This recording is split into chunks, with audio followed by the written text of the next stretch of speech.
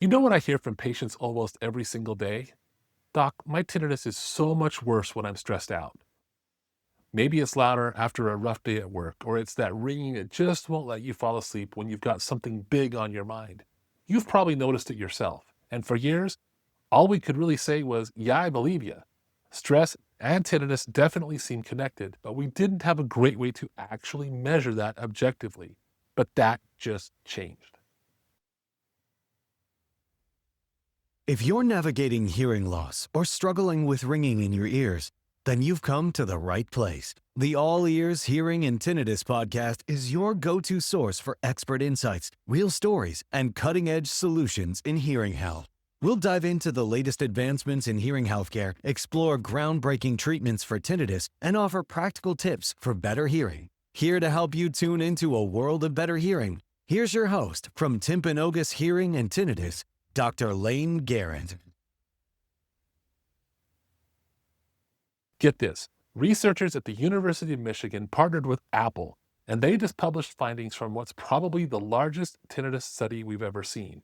We're talking about data from more than 72,000 people who wore Apple Watches.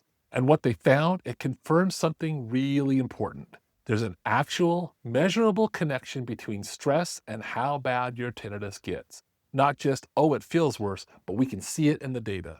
And here's the exciting part for those of us here at Timpanogos Hearing and Tinnitus. We're one of the first modern tinnitus specialty centers in America, and that means we can actually track this connection as part of your treatment. That means we're not guessing anymore. We can measure what's happening and do something about it.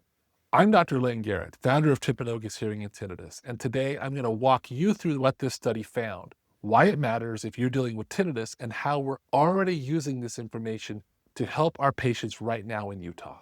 All right, so before we get into the study itself, let's talk about something called heart rate variability and what that actually is, because honestly, most people have never even heard of it. So you might think that your heart beats like a metronome, right? Just perfectly steady, boom, boom, boom. But actually, a healthy heart has a natural variation in the timing between each beat. Let me give you an example. If your heart is beating at 60 beats per minute, that doesn't mean there's exactly 1 second between each beat. Sometimes it might be 0.9 seconds, sometimes 1.1 seconds. That little variation, that's your heart rate variability, or HRV. And here's the part that surprises people. Higher variation is actually a good thing. So when your HRV is higher, it means your nervous system is doing its job really well. You're more resilient, you bounce back from stress better, and your body can smoothly shift between being alert and being relaxed. But when your HRV drops, when those heartbeats become more mechanical and rigid, that's often a sign your nervous system is stuck in overdrive. Your body's constantly running the fight or flight response, even when there's no actual danger. And the cool part? Your Apple Watch or similar devices are measuring this automatically throughout the day. You don't even have to think about it. So here's what the University of Michigan team discovered, and I think you're going to find this really interesting.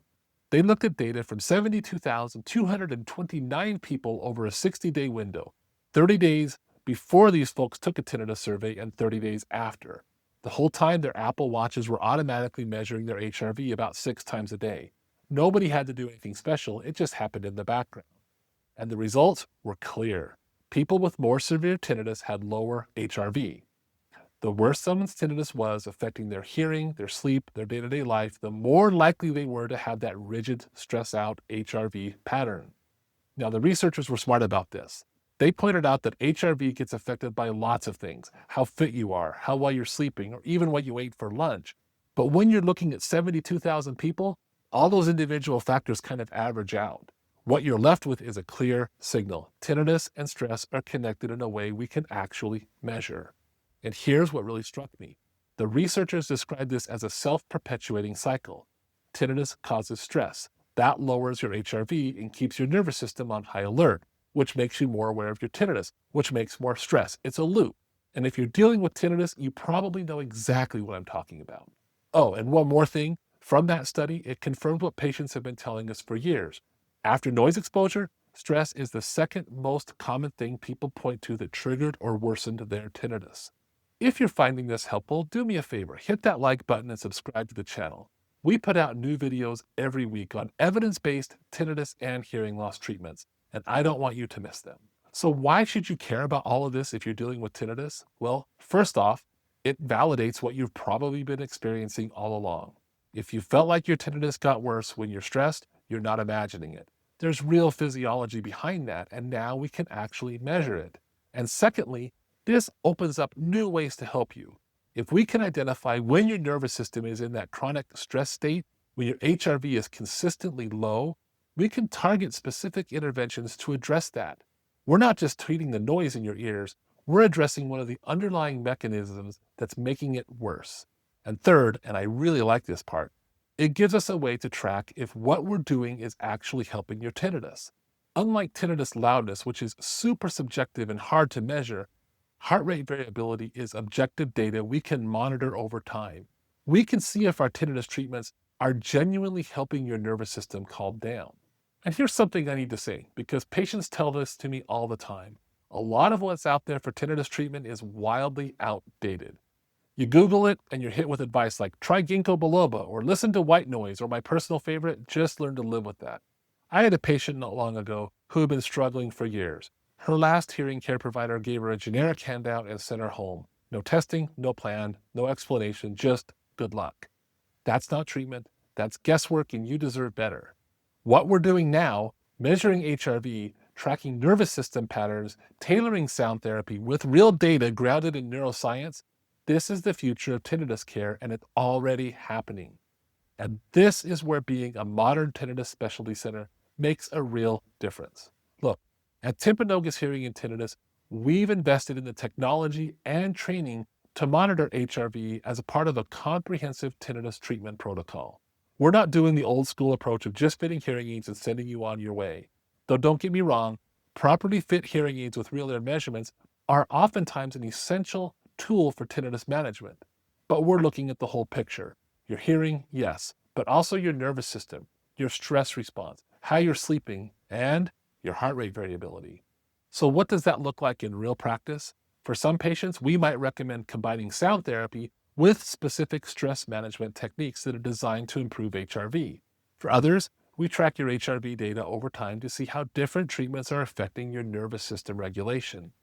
We also offer things like bimodal neuromodulation devices. Layne is one example, which work by helping retrain how your brain responds to tinnitus. When we combine these with evidence-based treatments with HRV monitoring, we can create treatment plans that are truly personalized to you.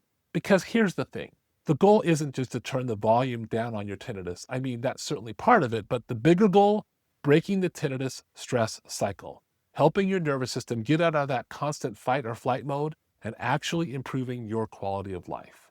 So this Apple study, it's a big deal. It's a major step forward in how we understand tinnitus. For decades, we've known stress and tinnitus go hand in hand, but now we've got the tools to actually measure that connection and, more importantly, do something about it. If you're dealing with tinnitus and you're tired of hearing there's nothing we can do, I want you to know that's just not true. Evidence-based tinnitus treatment is available.